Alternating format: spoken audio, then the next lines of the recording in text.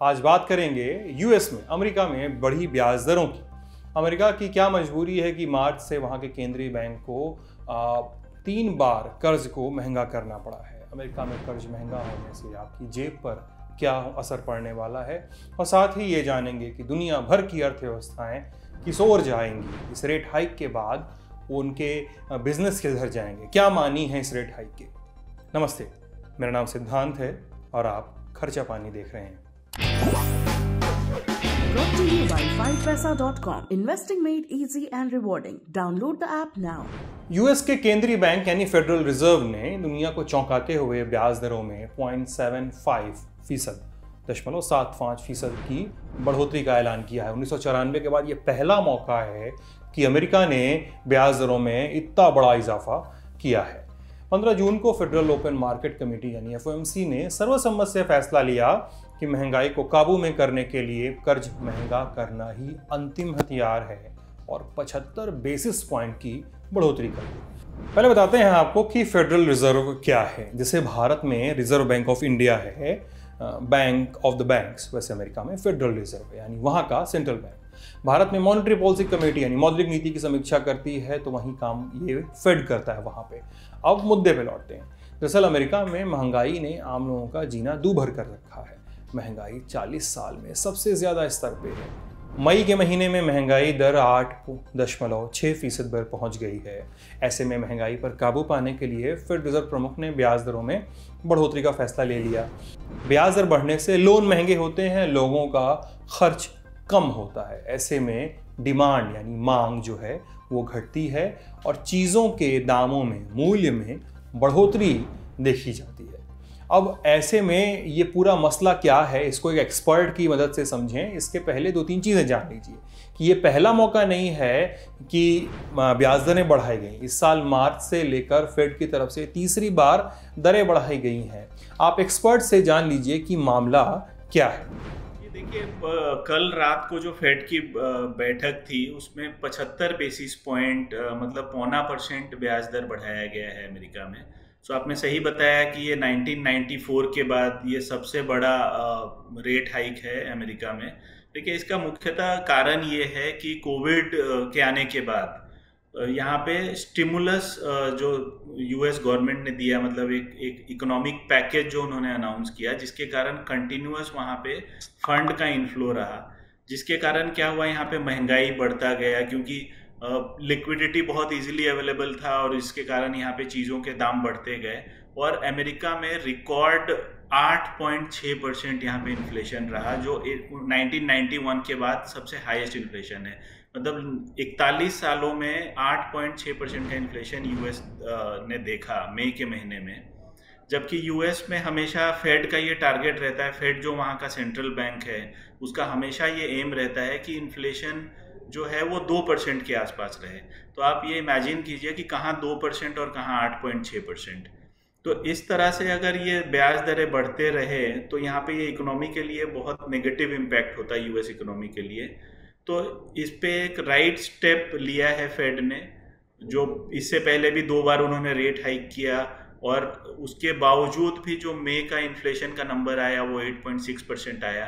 तो इसके अलावा उनके पास और कोई रास्ता नहीं था।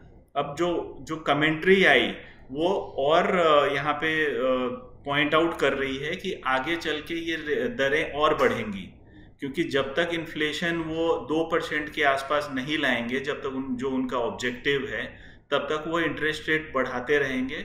और उनका ये बोलना है कि 3.4% तक यहाँ पे यूएस में इंटरेस्ट रेट जा सकता है। जो यूएस जो सबसे एडवांस कंट्री है, जहाँ पे साल भर पहले इंटरेस्ट रेट 0 के आसपास था। अब आप सोच रहे होंगे कि यूएस में ब्याज दरें जो बढ़ रही हैं का भारत से क्या संबंध है, क्या लेना देना है। बताते हैं आपको।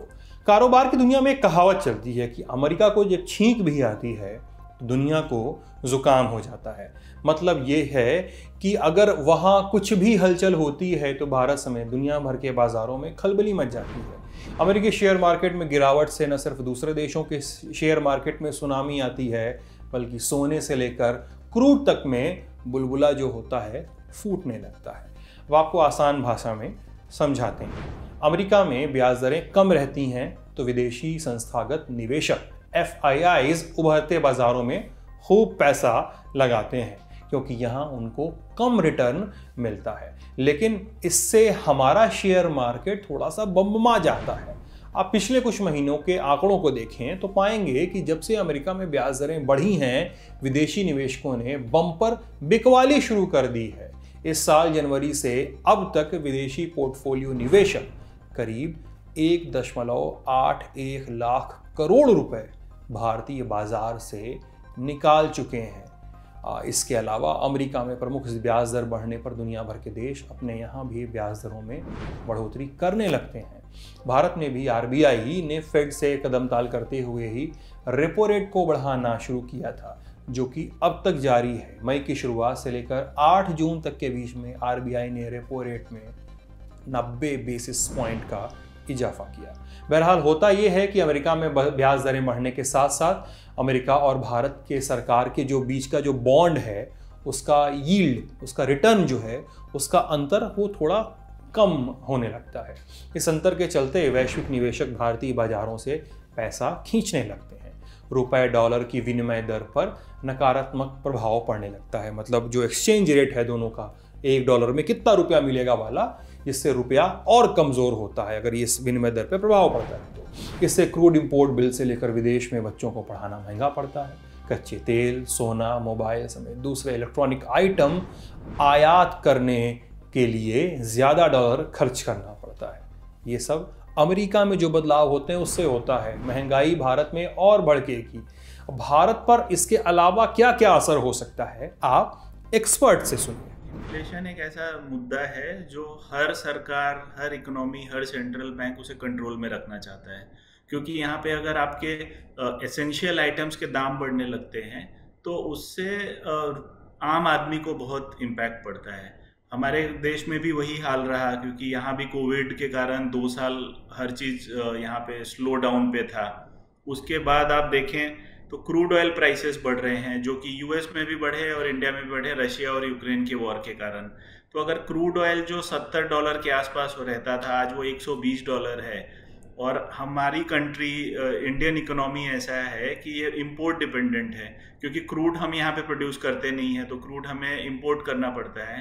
तो आपका फॉरेन एक्सचेंज रिजर्व पे बहुत बुरा असर पड़ता है। आज $120 पे आप क्रूड इंपोर्ट करेंगे तो आपका ट्रांसपोर्टेशन कॉस्ट बढ़ता है, तो आपकी एसेंशियल जो आइटम्स हैं जैसे सब्जी हो गए या खाने पीने की चीज़ें हैं, उसका प्राइस बढ़ता है क्योंकि आपका ट्रांसपोर्टेशन कॉस्ट बढ़ रहा है। तो इन्फ्लेशन हमारे लिए भी एक बहुत बड़ा चैलेंज है और RBI ने 2 बार उस पर सही एक्ट किया है। रेपो रेट RBI ने पिछले 2 मीटिंग में बढ़ाए हैं, तो इंडिया के लिए भी एक कंसर्न है। और जो लग रहा है जिस हिसाब से यूएस जो सबसे एडवांस इकोनॉमी है वो इस इन्फ्लेशन के कारण जूझ रहा है, तो इंडिया में भी इसका असर दिखेगा। आने वाले दिनों में और ब्याज दरें इंडिया में भी बढ़ सकती हैं, तो आपके EMI एक्सपेंसिव होंगे।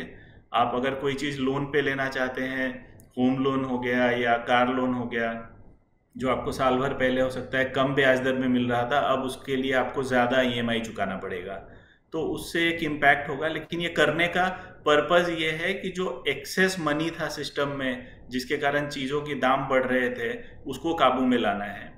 लेकिन यहाँ पे रशिया यूक्रेन वॉर के कारण एक दूसरा बहुत बड़ा चैलेंज है।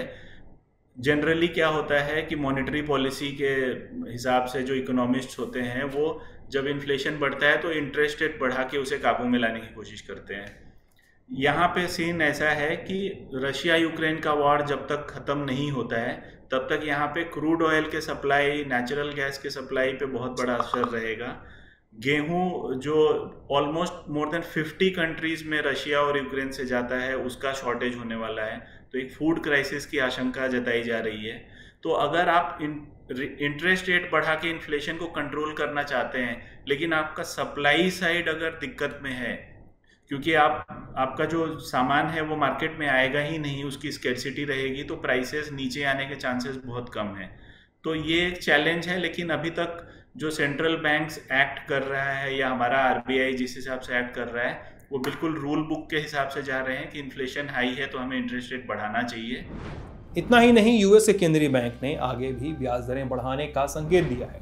फेडरल रिजर्व के चेयरमैन जेरोम पावेल ने संकेत दिया कि जुलाई में भी ब्याज दरें करीब करीब इतनी यानी 75 बेसिस पॉइंट बढ़ने को मिल सकती हैं, देखने को मिल सकती हैं। फेड के अधिकारियों ने संकेत दिया है कि इस साल के आखिर तक अमेरिका में ब्याज दरें बढ़कर 3% से ऊपर जा सकती हैं। साल भर भी नहीं बीता कि अमेरिका में ब्याज दरें शून्य के आसपास थी। ऐसे में अगर कर्ज की दर 3 या 3.5% तक पहुंची तो ये बढ़ोतरी काफ़ी मायने रखती है। इसका असर भारत ही नहीं पूरी दुनिया को झेलना पड़ेगा। भारत में महंगाई पहले से मार झेल रहे मिडिल क्लास की मुश्किलें और बढ़ेंगी, क्योंकि खाने पीने की चीज़ों के दाम समेत होम लोन, कार लोन और सभी तरह के लोन की EMI का बोझ और बढ़ सकता है। मुझे लगता है जब तक हमारा क्रूड ऑयल का प्राइस कम नहीं होगा तब तक इन्फ्लेशन को काबू में लाना थोड़ा सा टफ है, क्योंकि जैसा मैंने बताया हम लोग करीब करीब $100 बिलियन का क्रूड इंपोर्ट करते हैं। तो आपका क्रूड अगर इतना महंगा रहा, आज पेट्रोल का प्राइस देखिए आप, 120 रुपये मुंबई में था, अभी वो कम होने के बाद 111 रुपये के आसपास है।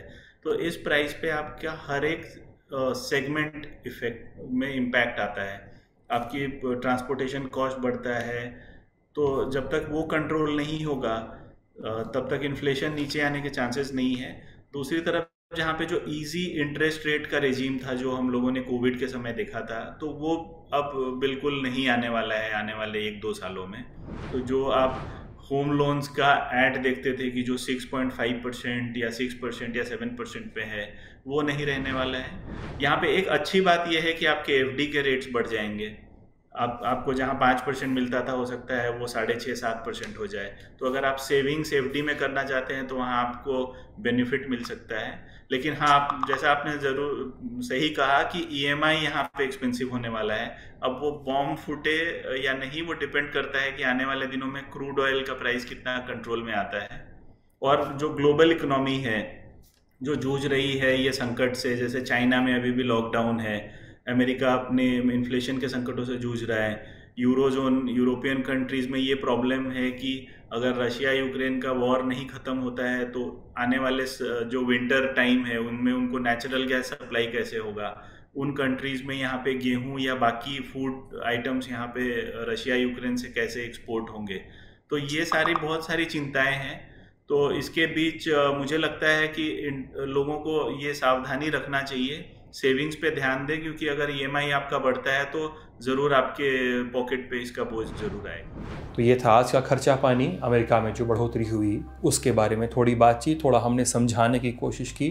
थोड़ा खुद समझ लीजिएगा, जहाँ ना समझ में आए हमसे पूछ लीजिएगा। कोई शिकायत हो तो लिख भेजिए, सुझाव हो, सवाल हो, सब कुछ के लिए हमारा कमेंट सेक्शन खुला हुआ है। मेरा नाम सिद्धांत है। इस खर्चा पानी को लिखा था प्रदीप ने। आप अपना ख्याल रखिएगा। Good night.